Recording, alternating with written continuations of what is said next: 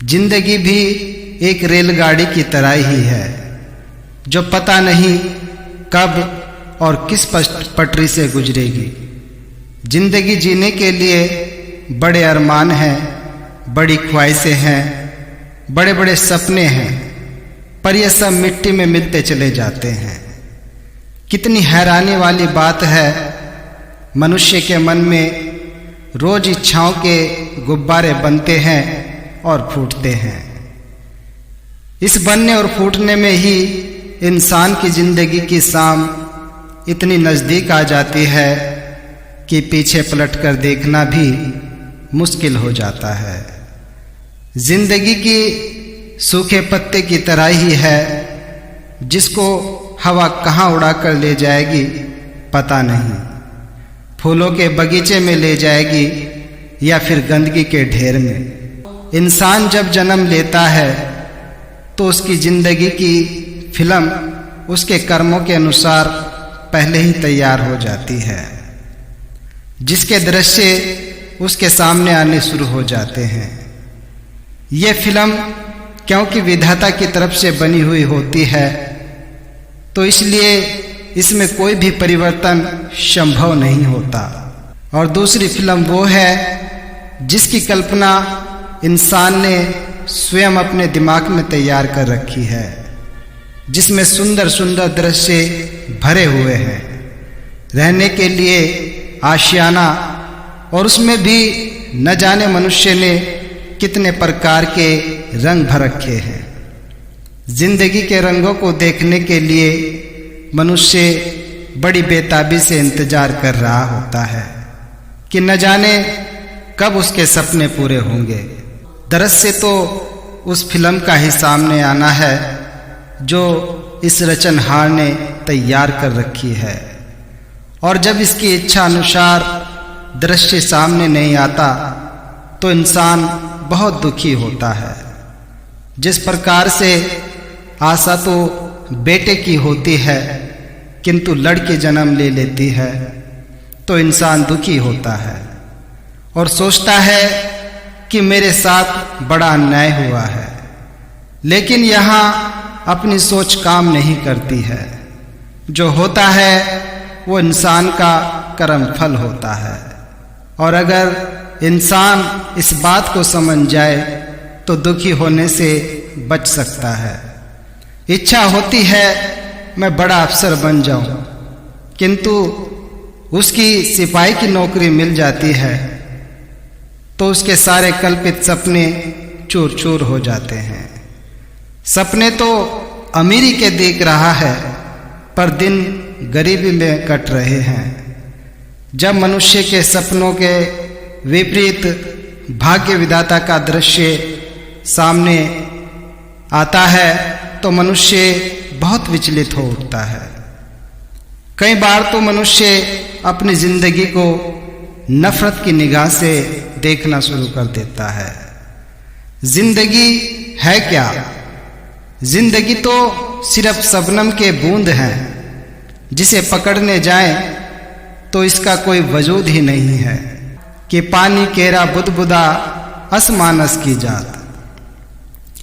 कि जिस तरह से आसमान में बादल सूरज को घेर लेते हैं, एक छोटा सा बादल का टुकड़ा सूरज की रोशनी को प्रकाश देने से रोक देता है, ठीक इसी तरह दुख और पीड़ा भी मनुष्य के जीवन की गति को कमजोर कर देते हैं। मनुष्य चाहे कितना भी शक्तिशाली क्यों ना हो, वो दुख और शोक के आगे कमजोर पड़ ही जाता है। कबीर साहब जी कहते हैं कि मैं जानिया दुख मुझको, दुख समाया जग, ऊपर चढ़ के देखा घर घर यही अग। कि दुख की माला तो तकरीबन हर इंसान ही घुमा रहा है, और किसी न किसी पीड़ा में मनुष्य उलझा ही रहता है। कितनी अजीब दास्तां है, जन्म से लेकर मरने तक की पीड़ा में मनुष्य इस जीवन के सफर को तय करता है।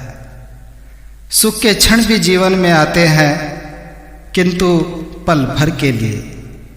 सुख एक धोखा है जिसके इंतजार में मनुष्य जीवन ही खो बैठता है। जैसे एक मांस बेचने वाले की दुकान पर बंधे हुए 5 बकरों में से एक का अंत हो चुका है और बाकी 4 बकरे दाना खाने का सुख ले रहे हैं, किंतु वो नहीं जानते कि उनकी भी बारी आने वाली है। वे दाने का सुख लेते लेते अपने जीवन को समाप्त कर लेते हैं।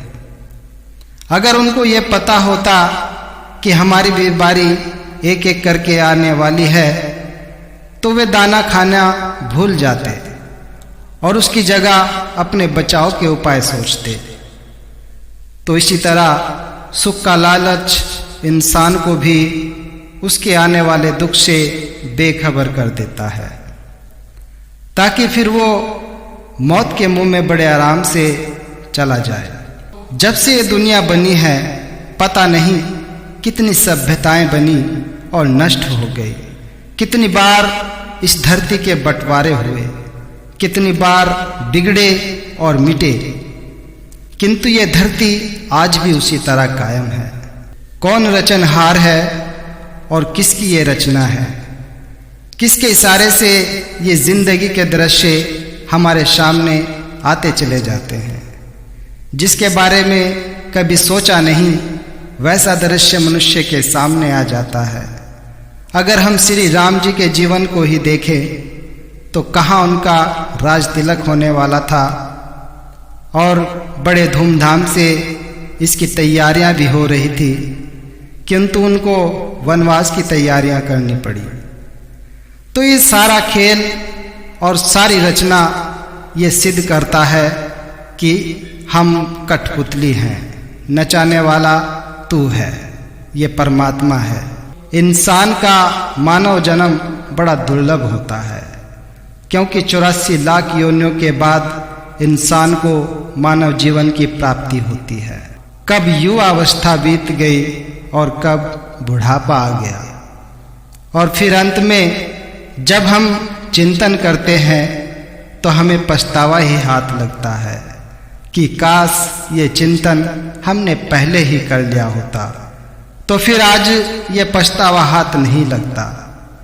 कहते हैं कि मनुष्य जीवन पानी का बुलबुला है और कब इसका अंत हो जाएगा ये कहना बहुत कठिन है, और मनुष्य अपने इस कीमती जीवन को केवल रात में सोकर और दिन में माया के पीछे भाग भाग कर नष्ट कर देता है।